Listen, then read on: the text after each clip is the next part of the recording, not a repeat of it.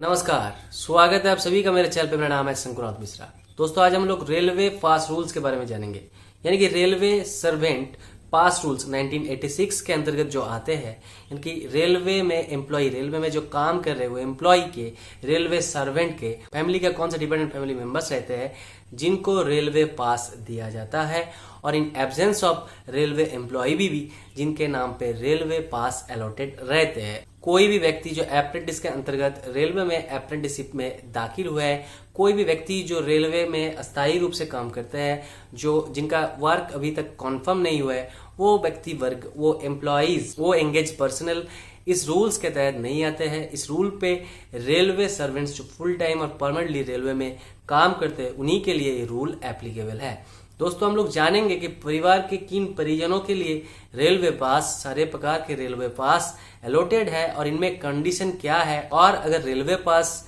इनके नाम पर सैंक्शन है तो कितना दिन तक इसका बेनिफिट परिवार के परिजनों को मिलता है। तो दोस्तों, वीडियो में अंत तक बने रहिएगा। वीडियो बहुत ही इंफॉर्मेटिव होने वाला है। दोस्तों, मेरा बहुत सारे सब्सक्राइबर्स, मेरे बहुत सारे दर्शकों ने मुझे ऐसे कहा है कि वो डिसेबल चिल्ड्रन है, कि वो डिपेंडेंट पेरेंट्स है, वो अनमैरिड विडोड डाइवोर्स डॉटर है, अनमैरिड विडोड डाइवोर्स सिस्टर्स है। इन केसेस में कैसे उनके हित में रेलवे पास इशू होते हैं और इसका क्राइटेरिया, रूल बुक, रेलवे का जो पास रूल्स है, रूल बुक क्या कहता है, इसी के बारे में आप लोगों से कम्प्लीटली डिस्कस करेंगे। और इसके लिए आप लोगों से अनुरोध करेंगे कि कृपया आप लोग स्क्रीन को नोटिस कीजिएगा और वीडियो में अंत तक बने रहिएगा। रेलवे सर्वेंट्स पास रूल्स का जो एडिशन है वही स्क्रीन पे आप लोग नोटिस कीजिए, और मैं step by step dependent family members जो रेलवे पास के लिए एलिजिबल है उनको गो थ्रू करूंगा, साथ ही साथ कंडीशन भी यहाँ पर मेंशन करूंगा। तो दोस्तों, पहले ही जान लीजिए कि रेलवे सर्वेंट्स पास रूल के अंतर्गत जो परिवार के परिजनों है उनको दो कैटेगरी में सेग्रीगेट किया गया है, यानी कि रेलवे एम्प्लॉय के डिपेंडेंट रिलेटिव्स एक कैटेगरी है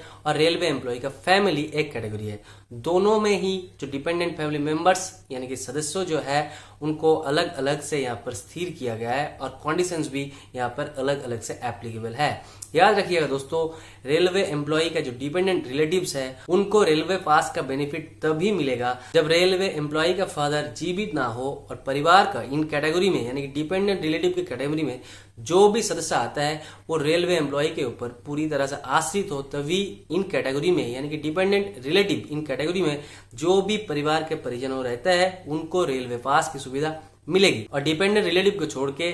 फैमिली, रेलवे एम्प्लॉय का फैमिली भी इन कैटेगरी में आता है। चलिए आप लोग स्क्रीन को नोटिस कीजिए, मैं स्टेप बाय स्टेप परिवार के परिजनों का नाम यहाँ पर मेंशन कर रहा हूँ, कंडीशन भी मेंशन कर रहा हूँ। दोस्तों, जैसे कि मैंने यहाँ पर मेंशन किया कि डिपेंडेंट रिलेटिव जो है वो तभी डिपेंडेंट रिलेटिव की कैटेगरी पे आएगा जिन रेलवे एम्प्लॉय के फादर अभी जीवित नहीं है और जिनका नाम यहाँ पर लिखा गया है, मेंशन किया गया है, वो पूरी तरह से रेलवे एम्प्लॉय के ऊपर आश्रित हो। और उसके साथ साथ इंडिपेंडेंट रिलेटिव्स का अगर इनकम रेलवे एम्प्लॉय का जो मंथली पे है उनके 15% के नीचे है, तब जाके डिपेंडेंट रिलेटिव कैटेगरी में वो लोग आते हैं। इन कैटेगरी में पहले ही आते हैं मदर इंक्लूडिंग डाइवर्स मदर का नाम, यानी कि रेलवे एम्प्लॉय के मदर इंक्लूडिंग डाइवोर्स मदर। अगर रेलवे एम्प्लॉय के मदर डाइवोर्स भी है, यानी कि उनके पिता के साथ उनके डाइवोर्स भी हुआ है, तब भी वो इन कैटेगरी में डिपेंडेंट रिलेटिव की कैटेगरी में आते हैं। अनमैरिड विडोड सिस्टर यहाँ पर आता है, रेलवे एम्प्लॉय का अविवाहित और विधवा बहन। तीसरा नंबर पर आता है brother, step brother under 21 years of age provided ही resides with and wholly dependent on the railway servant, यानी कि भाई, रेलवे एम्प्लॉय का भाई, सौतेला भाई भी हो सकता है, जिनका एज 21 साल के नीचे है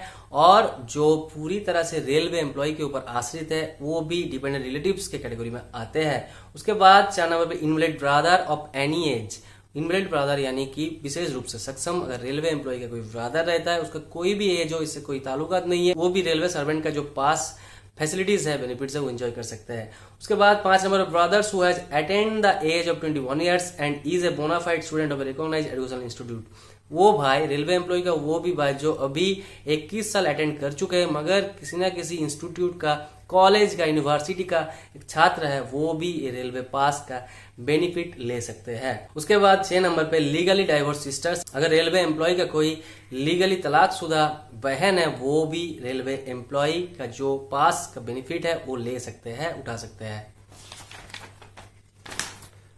आखिर में डिपेंडेंट रिलेटिव के कैटेगरी में जो आता है 7 नंबर पॉइंट पे, widow mother-in-law in case of widows appointed on compassionate grounds whether her father is alive or not। ये पॉइंट बहुत ही महत्वपूर्ण है, यानी कि रेलवे एम्प्लॉय जिनका देहांत हो गया है, उनके स्पाउस को अगर उनके देहांत के बाद कॉम्पेसेंट अपॉइंटमेंट मिला है तो उनके स्पाउस के मदर को भी रेलवे पास मिलेगी, यानी कि डिजीज्ड रेलवे एम्प्लॉय के मदर इन लॉ को भी रेलवे पास के बेनिफिट मिलेगी, चाहे उनके पिता जीवित हो कि नहीं। दोस्तों उसके बाद हम लोग फैमिली की परिभाषा जानेंगे, यानी कि रेलवे एम्प्लॉय का फैमिली के कैटेगरी में यहाँ पर कौन कौन आता है, यहाँ पर टर्म्स एंड कंडीशन क्या है। पहले ही आता है spouse of a railway servant whether earning और नॉट, यानी कि रेलवे एम्प्लॉय का जो स्पाउस है, इधर हस्बैंड अगर रेलवे में काम कर रहे हैं तो उनका वाइफ, और वाइफ अगर रेलवे में काम करता है तो उनका हस्बैंड पहले ही हकदार माना जाता है रेलवे पास के लिए, चाहे वो इनकम कर रहे हैं या नहीं। उनका इनकम कोई भी हो, इससे कोई मतलब नहीं, वो रेलवे पास का जो भी बेनिफिट्स है वो एंजॉय कर सकते हैं। फैमिली के कैटेगरी में 2 नंबर पॉइंट पे सन और sons who have not attained the age of 21 years and are Holi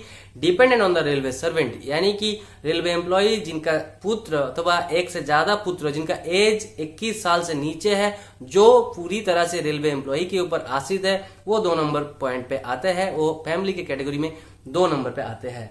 3 number point पे सन और sons of the age of 21 and above who are, यानी कि 3 नंबर पॉइंट पे लिखा गया कि रेलवे एम्प्लॉय का पुत्र अथवा एक से अधिक पुत्र जो 21 साल से भी ऊपर है, जिनका एज 21 साल से आयु के भी ऊपर है, जो कोई यूनिवर्सिटी, कॉलेज, टेक्निकल इंस्टीट्यूशंस इसका एक बोनाफाइड स्टूडेंट है, वो उनके लिए 21 साल का जो एज रेस्ट्रिक्शंस है वो नहीं इम्पोज होता है, और उनके लिए 21 साल से ऊपर में भी वो लोग रेलवे पास का जो बेनिफिट्स है वो उठा सकते हैं, अगर उनके पिता या माता जो रेलवे एम्प्लॉय थे और जो पूरी तरह से रेलवे एम्प्लॉय के ऊपर आश्रित है। उसके साथ साथ देखिए दोस्तों, यहाँ पर बी में लिखा गया engage in any research work और do not get any scholarship stipend. Railway employee का वो संतान जो कोई रिसर्च वर्क में अभी एंगेज है मगर उनको कोई स्टाइपेंड नहीं मिलता है, वो यहाँ पर इंक्लूड हो सकते हैं, रेलवे पास का सुविधा ले सकता है। सी नंबर पॉइंट पे देखिए दोस्तों, working as an article clerk under the charter account, कोई भी चार्टर अकाउंट के अंतर्गत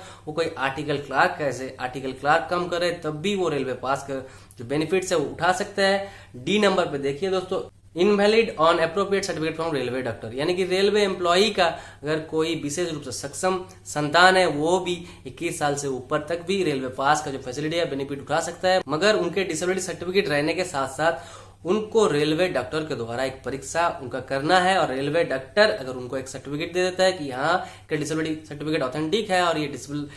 चिल्ड्रन है, डिसेबल चाइल्ड है, तो उनको भी रेलवे पास का जो सुविधा है वो आजीवन काल तक मिल सकता है। उसके बाद 4 नंबर पॉइंट पे unmarried daughters of any age whether earning और नॉट, अनमैरिड डॉटर अगर रेलवे एम्प्लॉय का कोई भी विवाहित कन्या संतान रह जाता है, चाहे वो इनकम कर रही है या नहीं कर रहे, वो रेलवे पास की सुविधा उठा सकते हैं। दोस्तों 5 नंबर पॉइंट पे widow daughters provided they are dependent on the railway servant, यानी कि रेलवे एम्प्लॉय का अगर कोई विधवा कन्या संतान रह जाता है जो रेलवे एम्प्लॉय के ऊपर, रेलवे सर्वेंट के ऊपर पूरी तरह से आश्रित है, वो भी एक कैटेगरी में आते हैं, उनको भी रेलवे पास की सुविधा मिलेगी। 6 नंबर पॉइंट पे legally divorce daughter who is dependent on the railway servant, यानी कि जो भी रेलवे एम्प्लॉय का जो डॉटर है जिनको लीगल वे में तलाक मिला है, जो लीगली डाइवोर्स बेटी है, वो अगर रेलवे एम्प्लॉय के ऊपर आश्रित है तब भी उनको रेलवे के पास जो फैसिलिटीज है, जो रेलवे के पास के जो बेनिफिट्स है वो उनको भी मिलेगी। तो दोस्तों ये रहा रेलवे पास, जो रेलवे सर्वेंट्स पास रूल्स है 1986 उसका जो एडिशन, उनमें ये कहा गया है कि रेलवे एम्प्लॉय का